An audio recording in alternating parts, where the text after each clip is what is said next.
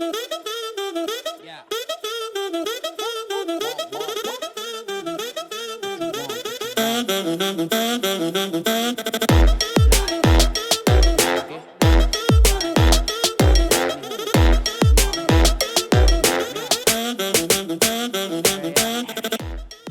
to Red's Business and Technology Podcast. I'm your host, Nigel Heyn, and today I've got a really special guest all the way from the USA, Dan Larson. Welcome, Dan. Really great to have you here. Thank you so much for having me. Glad to be here. Dan, I know you've had a massive week doing the world tour, so to speak, and 1 week in Australia, 1 day in Brisbane.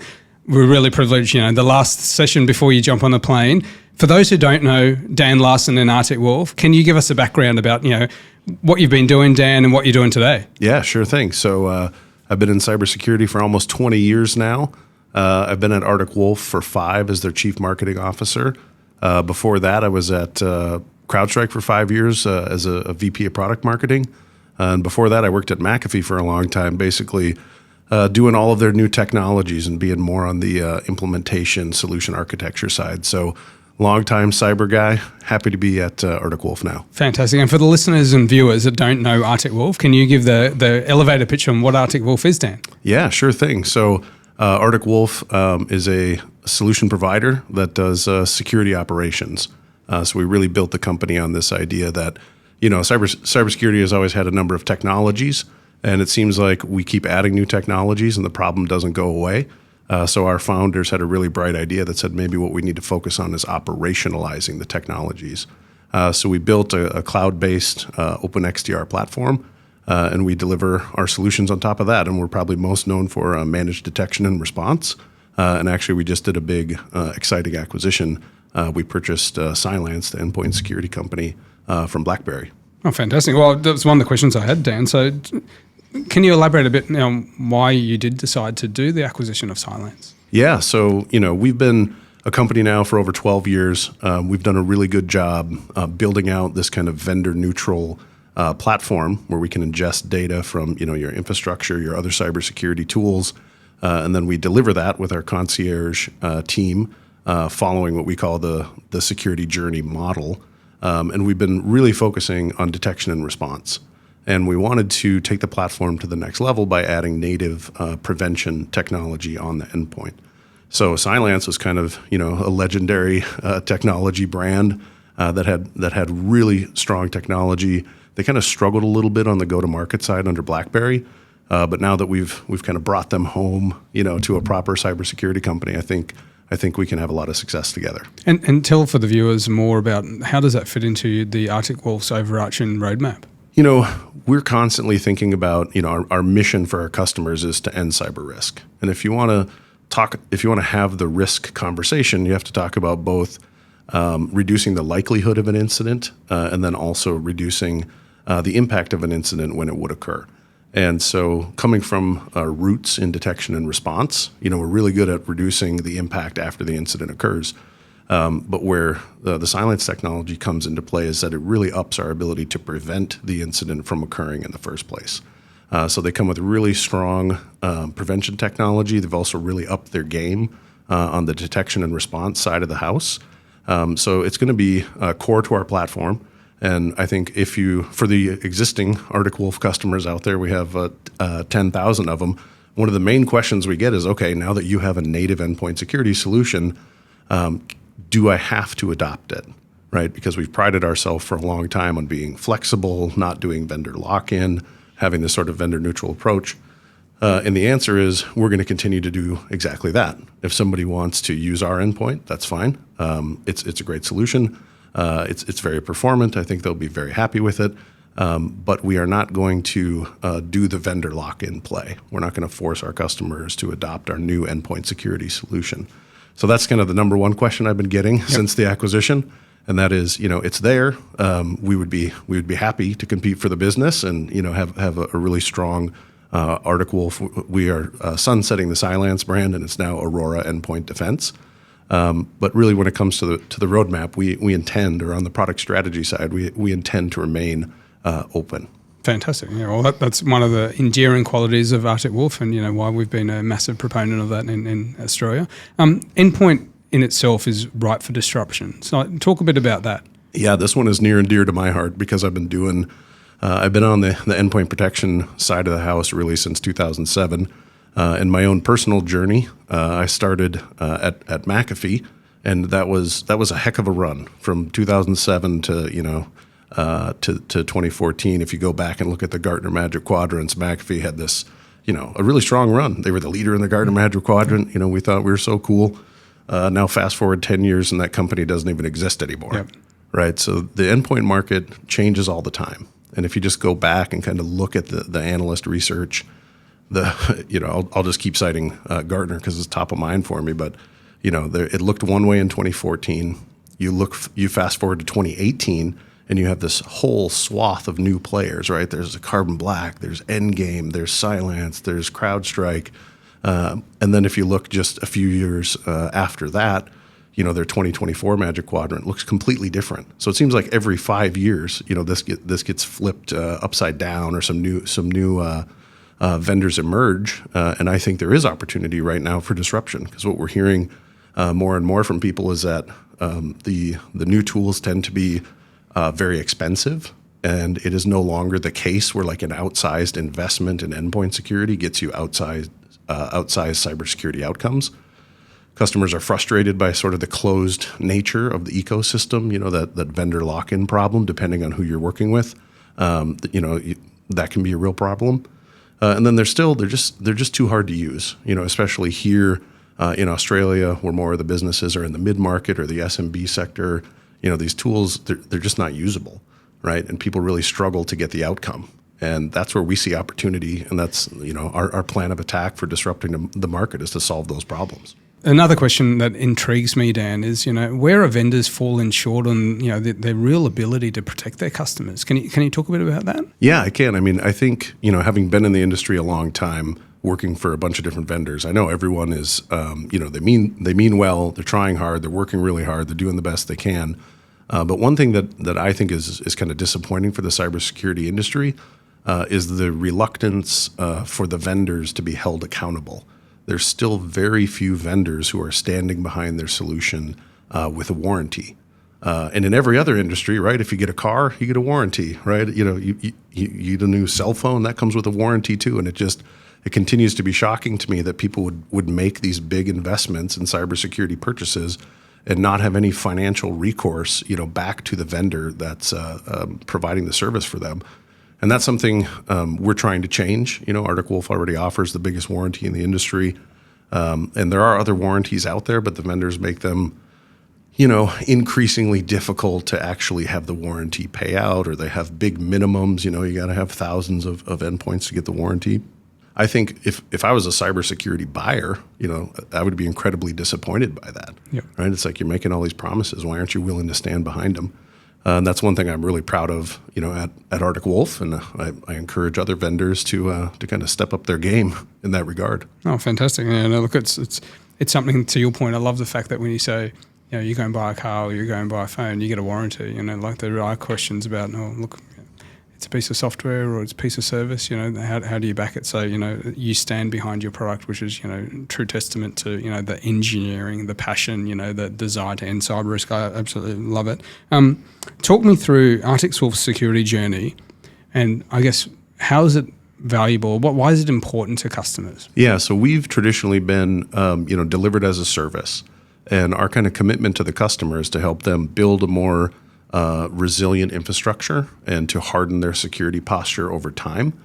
And we kind of struggled. It took us a while to figure out exactly like, how do you do that? Like, what are the steps on the journey and what are the milestones? So I think something that's pretty innovative that we've done is we've built out this basically massive library of security projects that we think people should do. Either because, like a compliance framework says so, or because a security practitioner knows they're a good idea. There's things that we know we need to do. And when we meet with our customers on a regular basis, we'll go through that catalog of security projects and say, which one of these is most relevant to you? Or maybe, we took the first step in one of these projects last quarter. Let's verify that you actually did that work. Let's make sure, your infrastructure did become a little bit more secure. Let's attest to the fact that the work got done, and then let's take the next step. And what you find is after, a year or 2 or 3 of doing this, the customer is provably more secure, so they can go to their boss and say, look at all this work we did, right? Like, we've come a long way on the journey with Arctic Wolf.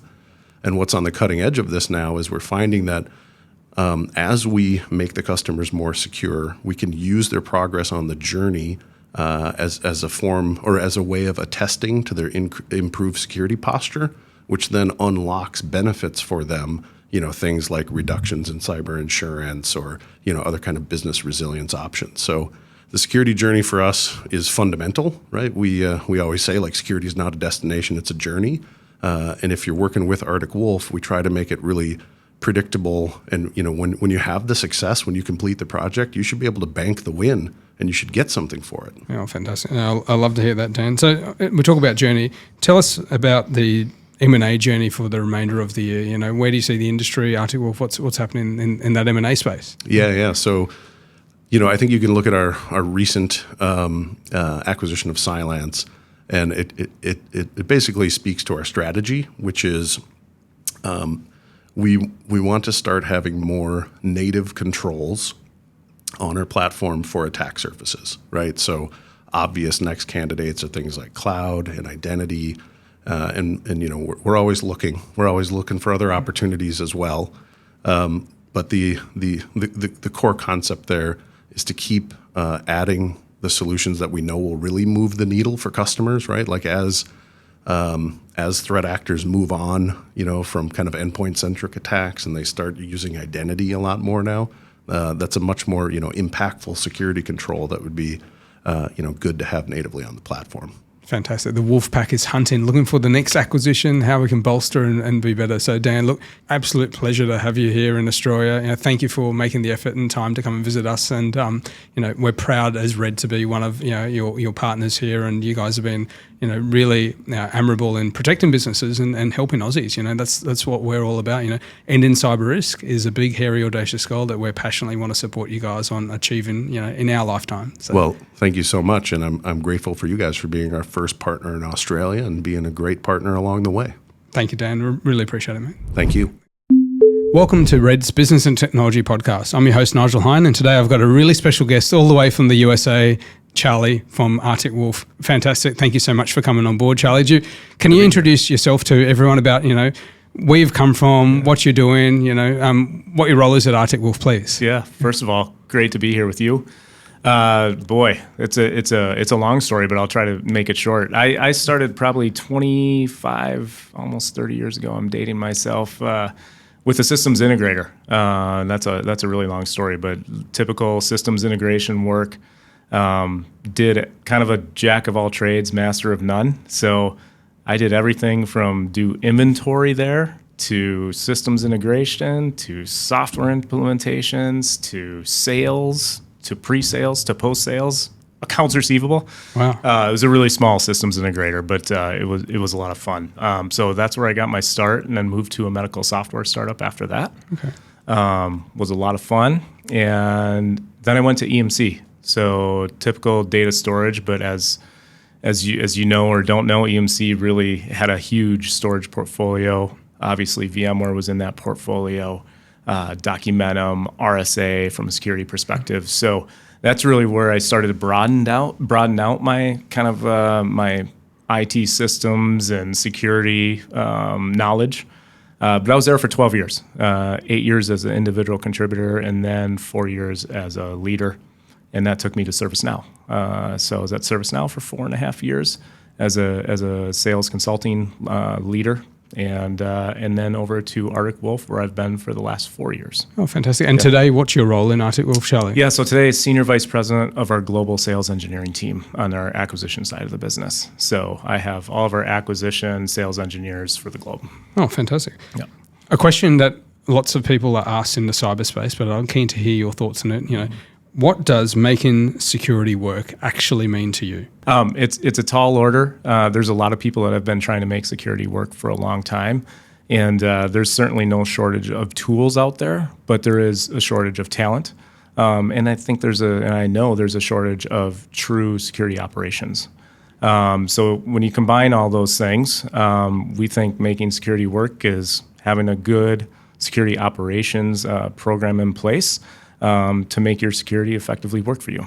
Fantastic. Oh, look, and we're truly proud of the partnership with Arctic Wolf. You guys have helped protect, so many businesses, and this is the challenge that we're all trying to resolve. So I love that, the big, hairy, audacious goal of ending cyber risk. It's something that we're passionate about, and, you guys are actually able to turn, the dreams into reality. Yeah. In terms of that, like, how do you describe what Arctic does in protecting, the pack effectively with security? Like, if you dumb it down to, because we've got people that listen to it and watch our podcast that, either business owners or technical people or non-technical people, like, simplify it as much as you can, Charlie. Yeah. And this comes down to having the proper steps of security operations. And when you think about what security operations encompasses, first and foremost, we believe you got to have a culture of security within your workplace. And that means having a good managed security awareness program or a security awareness program to help educate your employees, your employee base, to make sure that they know what they can do as a first line of defense to preventing an attack from happening. So don't click on that link, right? Make sure that if somebody calls you up and asks for your credentials, you don't give them. So that's first and foremost, is educate. You also have to have good proactive processes in place to make sure that you're identifying vulnerabilities within your infrastructure and in your environment. And if you identify those vulnerabilities, take immediate action to remediate them as soon as possible. Thirdly, you got to be able to detect issues if they happen and respond and shut them down quickly. And if something does happen, that you've got proper incident response capabilities to be able to shut something down quickly, make sure it doesn't spread, and take care of the issue. Fantastic. Yeah. You're quite unique, I've got to say, Charlie, in that, you've had that experience from an SI, working from, sort of like small IT, internal IT, right up to now being, part of one of the most powerful cyber companies in the world. What are the 3 common challenges you see leaders make when it comes to cybersecurity? Yeah. So the first challenge is good and bad. The good, there's a lot of tools out there to help you try and protect an organization. The bad is there's a lot of tools out there to help you protect an organization. But that presents a challenge because all those tools give a person alerting, and that's a challenge because you get flooded with so many alerts as a security person or an infrastructure person to have to go in, decipher, try to prioritize what's important, what's not important. And through all that prioritization, things get missed. And that's a problem. And when things get missed, it's not because people aren't trying to protect themselves. It's because they're overwhelmed with all the alerts that are coming in that they can't get to them in time, or they just simply overlook something because there's been such a volume of alerts coming in. And then thirdly, talent. There's a shortage of cybersecurity talent within the industry. You can't fill the roles that are open fast enough. If you do fill them, there's a lot of security talent that turns over from organization to organization, so it's very hard to retain talent. And those are really the top 3 things that people are challenged with, that every organization, whether you're a Fortune 100 or you're a small, medium-sized business with 50 employees, they're all dealing with the same thing. Great advice. Fantastic, Charlie. Where do you see the future go? Like in your industry, there's a saying, the shadows of the past predict the future. You've had quite a long and, great, career path. Yeah. Charlie, in conclusion, I've got my one final question to ask you. Where do you see cyber going, just in general? Well, I think one of the things that you've seen over the last probably 5-10 years, if I age myself a little bit, if you go back to the late 90s, early 2000s, you saw the value of data finally have kind of a cost attached to it. And that was because disaster recovery solutions came into being, and people realized that if they didn't have access to their data, that was going to be a very troublesome thing for them in terms of how they run a business if they don't have access to data. So you saw a big boom in disaster recovery businesses and a lot of people putting money into that infrastructure to make sure that if there was some sort of disaster, they could fail over and have access to their data. Now I think in the last, call it 5 to 7 years, with the ransomware attacks being on the rise, those people aren't getting access to their data. So again, it's another issue where I don't have access to my data. How do I prevent that from happening? And I think cyber risk solutions, I think people are starting to take it seriously again. It's not that they weren't before, but I think it's taking on new meaning, and it's driving people to think about how do they do security operations in a different way than what they did maybe 5-7 years ago. And I would say, I always used to say with disaster recovery, people kind of thought about it as life insurance. You know, you had to have something impactful happen to you in your life or with your data to make sure that you protect it properly. I think you're starting to see that type of mentality again in the cybersecurity industry. And I think people are starting to pay attention to it more and having more of a programmatic approach to dealing with cyber risk in their organizations. Oh, wonderful, Charlie. Look, I really appreciate your time. You know, Charlie Smith from Arctic Wolf, you've been, really big supporter. We love being, your partner down under. So, thank you, and wish you safe travels back home. All right, thank you, Nigel. Thanks, Charlie. Yeah.